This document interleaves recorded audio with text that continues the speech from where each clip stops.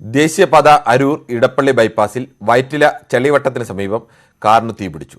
Engine തകരാറാണ് തീപിടുത്തത്തിന് കാരണം. രാവിലെ 6:30യോടെയായിരുന്നു സംഭവം. വിവരങ്ങളുമായി ഡാനി ഇപ്പോൾ ചേരുന്നു. ഡാനി, കാറിലുണ്ടായിരുന്നത് ഒരാൾ അത്ഭുതകരമായി രക്ഷപ്പെട്ടു എന്ന് നേരത്തെ ഡാനി തന്നെ റിപ്പോർട്ട് ചെയ്തിരുന്നു. എന്തായിരുന്നു, കാറിൽ ഒരാൾ മാത്രമാണ് ഉണ്ടായിരുന്നത്? എന്താണ് കൂടുതൽ വിവരങ്ങൾ? കിരൺ, ഇന്ന് രാവിലെയാണ്, അതായത് ഒരു 6:30 മണിക്ക് ശേഷമാണ് ഈ അപകടം ഉണ്ടായത്. ഇതിൽ കാറിന് തീപിടിക്കുകയായിരുന്നു, എഞ്ചിൻ തകരാറ് മൂലം തീപിടിക്കുകയായിരുന്നു.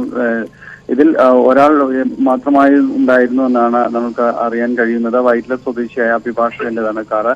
ഇതിൽ വാഹനം ഓടിച്ചിരുന്ന ആൾ വളരെ പെട്ടെന്ന് തന്നെ പുറത്തിറങ്ങി. കാരണം ഈ തീപിടിക്കുന്നതിന് ആ ഘട്ടത്തിലെത്തിയപ്പോൾ തന്നെയും ഇത് അപകടം മനസ്സിലാക്കി അദ്ദേഹം പെട്ടെന്ന് പുറത്തിറങ്ങിയത് കൊണ്ടാണ് അതിൽ നിന്ന് രക്ഷപ്പെടാനായിട്ട് സാധിച്ചത്. പിന്നീട് അഗ്നിശമന സേന എത്തിയാണ് തീ അണച്ചത്. മറ്റ് അപകടങ്ങൾ വേറൊന്നും റിപ്പോർട്ട് ചെയ്തിട്ടില്ല.